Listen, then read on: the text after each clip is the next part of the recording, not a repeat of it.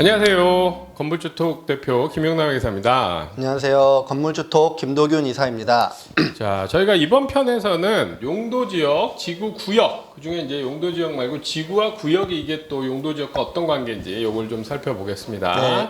좀 용어들이 서로 섞여서 일반적으로 조금 어려운 주제니까 좀 잘 설명해 주시기 바랍니다. 그렇습니다. 일단 지역, 지구, 구역이 뭐 비슷한 말처럼 보이는데 일단 우리가 건물을 갖고 계시거나 건물에 대해 공부하고 계시는 분들은 이 구분도 좀 명확하게 알고 계시는 게 좋습니다.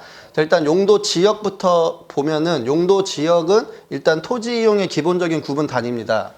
우리가 일반적으로 알고 있는 뭐 주거지역, 상업지역, 상업지역 네. 뭐 이런 것들이 다 용도 지역이죠. 네, 맞습니다. 그거 이제 좀 더 큰 분류로 도시지역, 관리지역, 농림지역, 자원보유지역 이렇게 있고 도시지역 안에 다시 주거지역, 상업지역, 공업지역 뭐 이렇게 구분이 되는 거죠. 그래서 용도 지역에 따라서 구분의 도시 지역이나 관리 지역이나 이런 것들에 따라서 건축물의 건폐율이나 용적률 높이 등의 제한이 있고요. 또 이런 것들은 일단은 크게는 도시관리 계획으로 결정되는 부분들이어서 이런 부분들은 그냥 이렇게 용도 지역은 일단 우리가 전체 땅을 어떻게 쓸 건지에 대해서 구분을 지어놨다 정도로만 인지하고 계시면 될 것 같습니다. 그래서 뭐 다 이게 이렇게 용도 지역 구분이 이렇게 돼 있는데 크게는 주거 지역, 상업 지역, 공업 지역, 뭐 녹지 지역, 그다음에 관리 지역, 농림 지역, 자연환경 보전 지역 이렇게 구분되어 있는 걸 알 수 있고 우리 대부분 꼬마 빌딩의 모든 땅들은 네. 요 지역이 기본적으로 다 뭐 고드 별도에 있는 필지별로 요거는 다 정해져 있는 거예요. 네.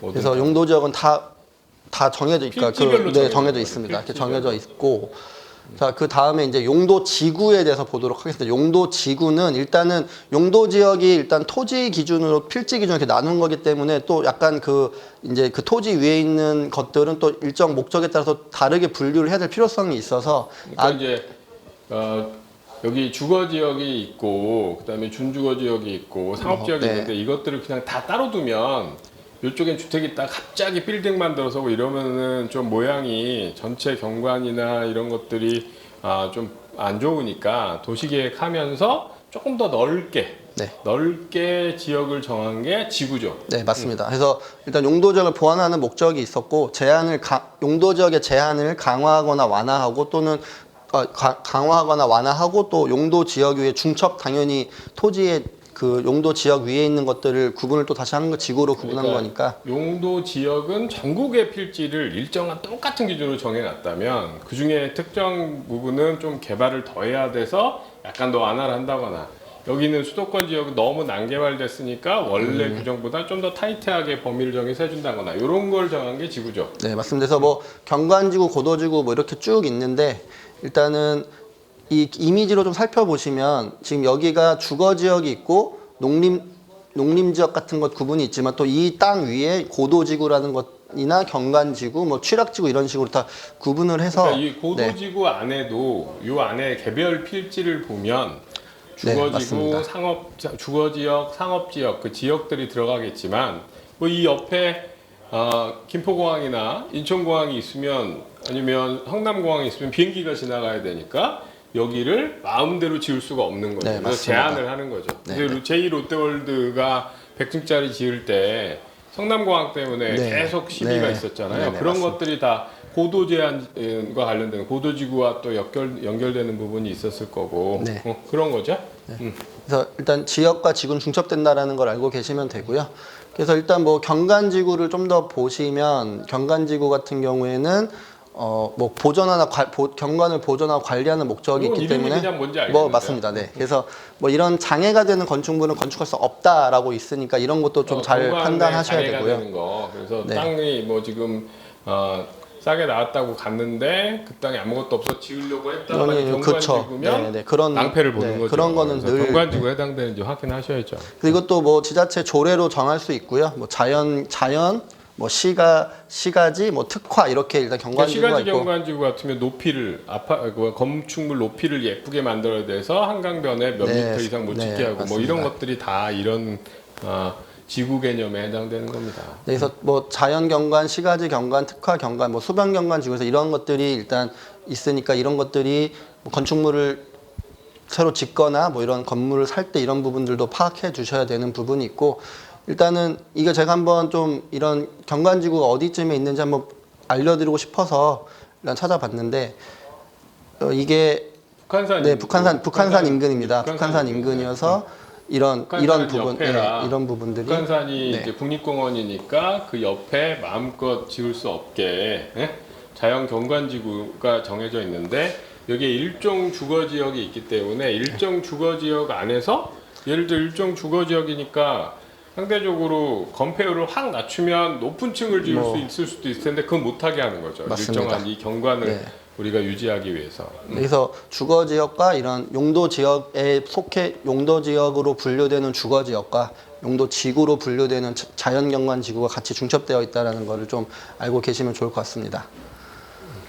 그다음에 이제 뭐 고도 지구라는 것도 있는데 고도 지구도 뭐 최고 고도 지구, 최저 고도 지구 뭐가 있습니다. 그래서 높이를 최고 한도를 정할 필요가 있거나 아니면 또 반대로 또 최저 한도를 정할 필요가 있는 지구는 또 이렇게 구분을 지었고 그래서 이런 것도 원래는 건축물 층수와 높이 한계를 정했었는데 층수 제한을 일단 폐지하고 일단 지금은 높이만 규제를 좀 하고 있는 상황입니다.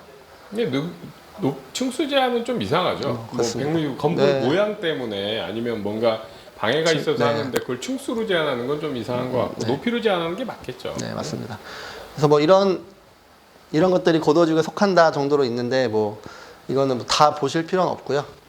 그 다음에 이제 고도지구가 어디에 좀 고도지구 적용이 되는 지도는 여기저기 찾아보면 많지만 일단 저희 그 서초동 교대역 주변에 법원 있는 곳과 검찰청 있는 곳을 보면은 이렇게 그 등기소 있고 이쪽이 전체적으로 고도지구로 이렇게 저장이 되어 있는 걸 알 수가 있습니다. 이쪽에 고층 건물이 없죠. 네, 강남인데 이쪽 부분에 보시면 층수가 높이가 대단히 높은 뭐 20층, 30층 되는 건물이 없어요. 네, 여기는 맞습니다. 그렇게 못 짓게 했던 그래서 거죠. 여기는 이제 역에 가깝기 때문에 상업지역이라고 생각할 수 있는 상업지역일 것 같았는데 일단 여기는 일반 이게 주거지역의 처음에 고도지구. 개발될 때 이쪽에 법조타운이 있으니까 옛날에는 요즘보다도 법의 권위가 더 강했어가지고 법조타운의 이 시설의 어떤 그 위압감, 중압감을 해치지 않게 하려고 여기 제한을 뒀던 거예요.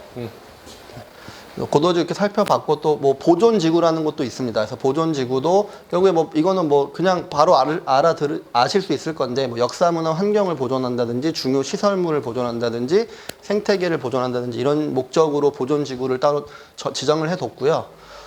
이것도 좀 지역을 좀 살펴보면은 이게 이제 삼청동 그 정독도서관 있고 네 경복궁이고 정독도서관이고 그 삼청동 주변에 제가 지도를 가지고 왔는데 여기는 대부분은 주거지역에 속해 있습니다. 주거지에 속해 있는데 이 전체 이 빗금 채워진 부분이 역사문화 특화 경관지구라고 해서 이렇게 지정을 좀 해놓은 걸 알 수가 있습니다. 여기는 한옥 이외의 걸 지으면 여러 가지 제한이 있고 여기가 이제 북촌이잖아요. 네, 맞습니다. 그래서 그런 것들을 좀 별도로, 그러니까 원래 필지상에 해당되는 내용 이외, 주 지역 이외에 요 전체 그 필지들을 모아놓은 특정한 구역을 전체적으로 우리가 정해주는 거죠. 네, 맞습니다. 그래서 이런 지역들도 서울에 이런 보존 지구도 있다고 알고 계시면 좋을 것 같고요.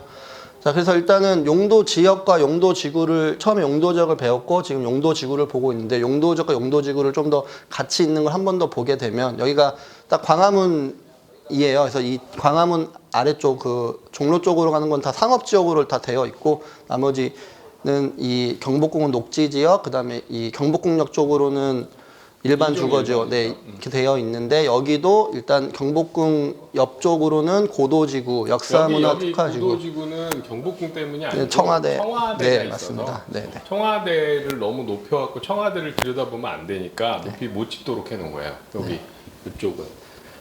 그래서 용도 지역과 용도지구가 중첩되어 있는 부분들을 확인을 하실 수 있습니다. 자, 그 다음에 이제 용도 구역에 대해서 같이 보도록 하겠습니다. 지구 말고도 또 하나 개념이 네, 있죠. 맞습니다. 용도 구역. 용도 구역은 또 이제 용도 지역과 지구를 보완하는 목적으로 지정을 하고 있고요. 뭐 우리가 만약 그린벨트라고 보통 표현하는 개발 제한 구역, 도시 자연공원 구역, 뭐 수산 자원보호 구역, 시가화 조정 구역, 입지 규제 최소 구역 이렇게 몇 가지 목적에 맞게 용도 구역을 또 정하고 있습니다. 그래서 용도 구역을 보면 이렇게 개발 제한 구역만 일단 보면은 뭐 그린벨트. 우리가 알고 있는 그린벨트가 대표적인 용도 구역이죠. 네, 그러니까 보신 것처럼 어떤 목적이 다 있게 이렇게 정한 거기 때문에 이런 목적에 목적 필요에 의해서 지정된 부분들도 우리가 투자를 하거나 건축물을 매입하거나 그린벨트 같으면 이제 그리고 이제 저 개발 제한 구역은 목적이 있기 때문에 거꾸로 이 목적이 해소되는 그렇죠. 그렇죠. 군사보호구역 이런 것들 해소되면 그 제일 많이 그렇게 차익 생겼던 데가 군사보호구역이거든요. 그러면 이런 요즘 같으면 이제 그린벨트가 새롭게 풀리면 갑자기 활용도가 확 높아질 수 있으니까 구역이 뭔지 아셔야죠. 네, 그래서 이거는 수서역 주변의 지도를 갖고 왔는데 용도 구역을 보면은 이제 이런 이 광평대군 묘역 쪽 이쪽은 도시자연공원 구역으로 되어 있고 여기 그 수서역 아래쪽으로 서남쪽으로는 이쪽이 다 개발 제한 구역으로 일단 묶여 있는 거를 알 수가 있습니다. 네. 그린벨트고. 사실 여기도 그린벨트였다가 개발하면서 푼 거예요. 네. 네.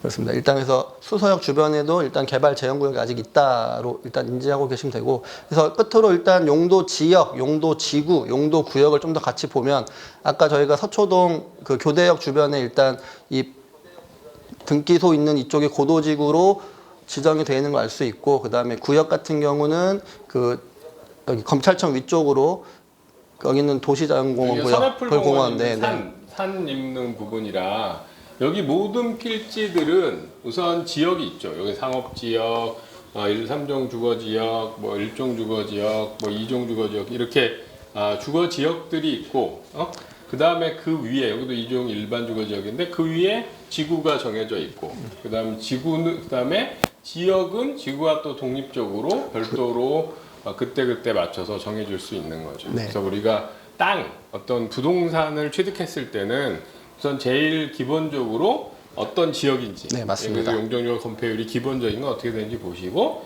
근데 그게 고도지구라든가 이런 다른 지구로는 또 어디에 해당되는 건지 그 다음 혹시 개발 제한 같은 게 해당되는 맞습니다. 구역에 들어가 있지는 않은지 이런 거를 잘 판단해 놓으셔야 돼요. 그래서 그런 거는 건축물 대장이나 이런 거 여러분이 건물 관련되는 거 확인해 보시다 보면 다 함께 나오니까 그런 거 검토를 잘 하시면서 건물을 사셔야지 그냥 무턱대고 떡 샀다가 그 주위에 뭐 중개해 주는 사람 말만 믿고 샀다가 엉뚱하게 여러 가지 제한 때문에 못 할 수도 있는 거고 거꾸로 그런 지역을 잘 보면서 구역이나 개발전 구역이나 여러 가지 고도 제한 같은 것이 사라질 수 있다면 거기 거꾸로 투자를 해야 되는 거고 그런 판단을 하실 때 용어들이 뭔지 알면서 여러분이 판단할 때 도움이 되시라고 조금 더 자세하게 약간 어려우실 수 있을 텐데 건물을 사시겠다고 하면 이 정도는 좀 공부를 하고 건물을 취득하도록 하시는 게 맞을 거예요. 뭐 쉬운 길이 없죠. 근데 그렇게 남들과 다른 부분 더 아셔야 남들이 생각 못했던 차이를 찾아내는 거예요. 그런 데서 초과이율이 나는 겁니다. 정보가 남보다 뛰어났을 때 더 얻는 게 생기는 거죠. 그래서 조금 까다로운 부분까지 좀 설명드렸습니다. 네. 그래서 이번 영상 가지고 여기 지역, 지구, 구역 요게 어떻게 구분되는지는 이제 좀 아셨으리라고 봅니다. 많은 도움 되셨으면 좋겠고요. 이 영상 여기서 마치도록 하겠습니다. 수고하셨습니다. 수고하셨습니다.